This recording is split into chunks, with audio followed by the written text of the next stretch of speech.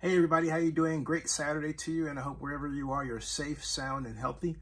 And it's especially true if you're in Washington, D.C., either pro-rally or anti. I certainly hope that you didn't get in a situation where you caused any trouble or anybody harm or got your full self arrested if you did something to allow somebody else, like me, to say that what you did was foolish, okay? Uh, Here's to people engaging in their American rights given ability to speak their mind and to assemble freely as per our Constitution in this great country of ours, right? There you go. Now, having said all that, let me say this. You were fooled. You were fooled. I wasn't. You thought that, oh, this is going to be another Capitol riot 2, right? Oh, this is going to be a dangerous event, and people are going to try to storm the Capitol and take over and cause some kind of insurrection, right? And you thought, that's it, we're done for, democracy is doomed, right? Well, guess what, folks? None of that happened, okay? None of it. And it was a pretty easy call, all right? I mean, it really was, all right? It was a really easy call. And what do I mean by that when I say it's an easy call? I mean, all you had to do was take a look at the history of the person who organized it, and I don't mean to say this in a bad way, and also the people who were there.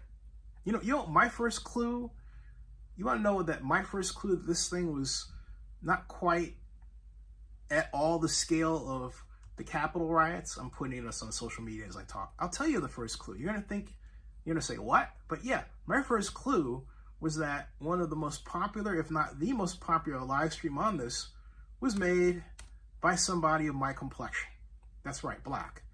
And you would then say, wait a minute, are you saying that a person has to be white to side or have these beliefs? Or no, that's not what I'm saying. Work with me, okay?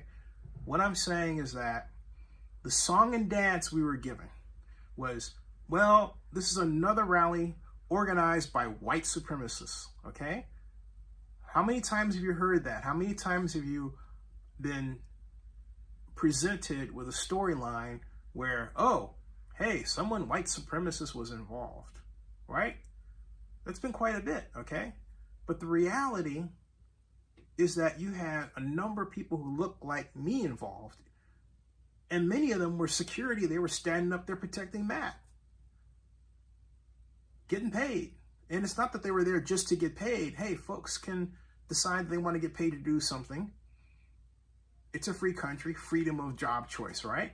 Within reason, of course. What's legal, all right? But they made the choice to be there, and they were there. I think it says more about how what the rally was really about attracted a more diverse audience. And even then, I don't agree with the message. But there's a whole nother effort at foot here that I want you to be aware of. First of all, what this is really about? It was about anti-vaxxers. It was about people who I call couch potato conservatives, people who don't really understand what true conservatism is about. So they bought into the fake version. The fake version is centered around race and having the ability to be politically correct and call somebody what you want to.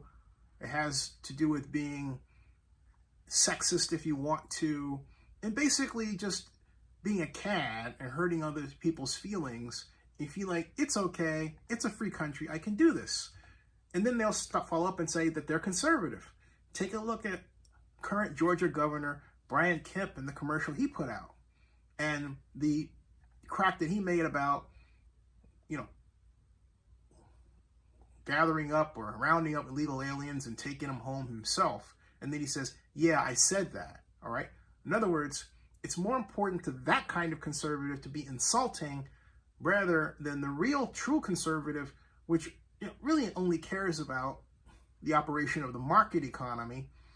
And the true conservative is really closer to the institutionalist, of which I am, than even a classical economist. Because classical economics only really worked way back in the 1800s. Anyone with a brain knows today that classical economics doesn't work in an environment where there's government control all over the place. It's there for a reason. Government is there to protect us from each other. We are the market. That's the dirty little secret. The market isn't this robotic mechanism yet that governs our lives. That could happen at some point in the future. I'm not sure that I want that, but I digress. This rally was about Matt. That's right. And I think what he did was genius, okay? I think what Matt Banyard did was genius.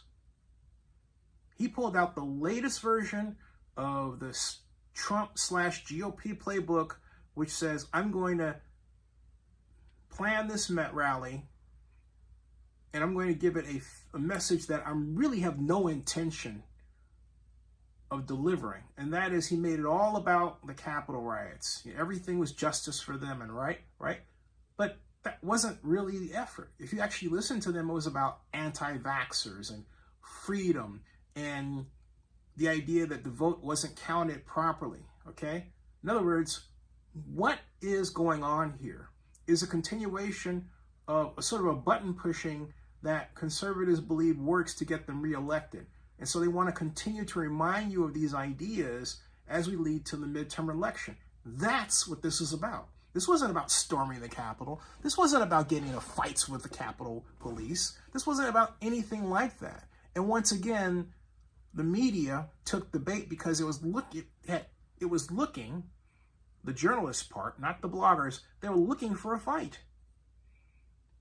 There was even one journalist that actually said so. He was disappointed, I think, beyond measure. That he didn't basically, and this is my words, not his, see, a bloodbath. Oh, poor baby. He didn't see a bloodbath. And so he's pissed off that he didn't get, the Roman breads and circuses and people on the ground with, somebody else over them, using a taser on them or something worse. None of that. He cleared out his day for that. Missed his favorite football team, college football team, play on a Saturday for it. Missed all of that. And now this poor sucker is pissed off. Do I feel sorry for him? Not one bit. No, I feel nothing. I feel no pain. I don't feel sorry for him at all. Nothing. Okay? Nothing. This was a voting propaganda stunt. That's what this was. And at that, it succeeded. It succeeded in gaining attention for what Matthew was trying to do in terms of making people look at the messages that they were putting out. That was the idea. That was the singular idea. He raised almost $1 million to do this. All right? And I wouldn't be surprised if he got the aid of an organization like Crowds on Demand, which in a flash, if you will, can put together gigantic rallies and send actors to be part of them. That's right. Crowdsondemand.com. Check it out. Check it out. You think I'm kidding? This is the era of fake news. You've been had. If you thought that this was some sort of really true, oh, absolutely, Justice for J6 rally and all of that, you've been had. It wasn't anything like that. Nothing. Matthew told people, hey, the police are there to protect you. They are. Don't get into fights with them. They didn't. There was, I believe, one arrest. Hoorah. Okay? That was it. This is a continuation of the kind of political behavior that was rolled out in 2016 when Trump ran for president initially. This is a continuation of the use of social media and platforms to get out messages and build up excitement for an event beyond what the event deserves, but for good reason. Because it was attached to an event that happened, that got out of control, that led to an attempted insurrection that we're still trying to unravel the damage from in terms of our psyche. The idea that we would allow this to be done to ourselves, or someone tried to do it, right? Right? So the idea is that we can have a true democracy, and democracy can function. This proved that, if anything, okay? It proved that. But for those people who were looking for something bad, who were not in the middle, but on the left, they were disappointed. Those people who were looking for something bad, who were on the right, were equally disappointed. It made fun of the entire system, and I'm pretty certain Matt didn't intend that, but from my perspective, that's precisely what happened. This is a valuable political lesson, all right? Valuable. And not only is it a valuable political lesson, I think that it's not a valuable political lesson. I think it's something for Democrats. I think Democrats, I've said this going back to 2016, need to make their own rallies. We need to make our own rallies, and we need to be comfortable with 21st century media. You cannot rely on traditional media, which sometimes is bought and paid for by conservative interests, couch potato conservative, to tell your story. You have to do it yourself. You have to do it yourself. In terms of what people thought the Justice for J6 rally was, guess what? It was fake. It was straight up fake. And I don't mean at all to say that as an insult to Matt. I think what Matt did, I will say this straight up, was genius, okay? It was absolute genius, okay? Completely genius. It's the latest iteration of a playbook I have talked about again and again and again. And I'm glad the mainstream media was fooled. And no, again, I'm not an anti-vaxxer. I just got my booster, okay? I'm going back for my second because people are dying from the virus. And something else, folks, you don't know where this thing really came from. You don't. I contend that it was part of an effort of biological warfare that got out in a way that its makers did not intend. You have doubts? Then tell me this. Why the hell, and I said it just like that, why the hell did the Senate have a classified COVID-19 briefing on January of 2020? January 24th, I believe, 2020, okay? Why? Lil Wallace says, now if we do a really great job of new vaccines, healthcare, we can lower our population by perhaps 10 or 15%. What a way to engineer global cooling. Hey, reduce the population size. Think about it, right? I don't care what anyone says until it's proven otherwise.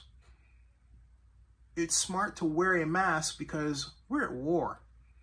What we're at war with is the organization that made the virus. I contend that you can't make something so perfect by accident, that it multiplies and the next version of itself is better and it operates faster and harms people faster.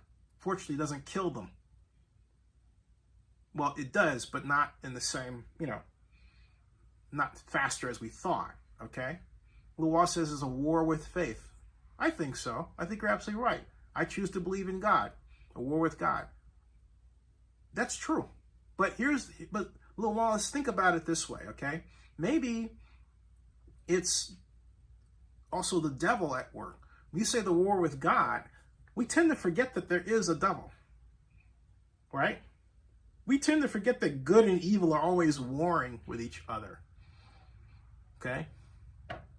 But that's the reality. So yeah, I think you're absolutely right. It is a war with God. The devil is always at play. And so we must remember something. An article of faith proving the existence of God is not the idea. You don't need to do that. It's belief. It's belief. That's the idea. It's faith. It works with faith.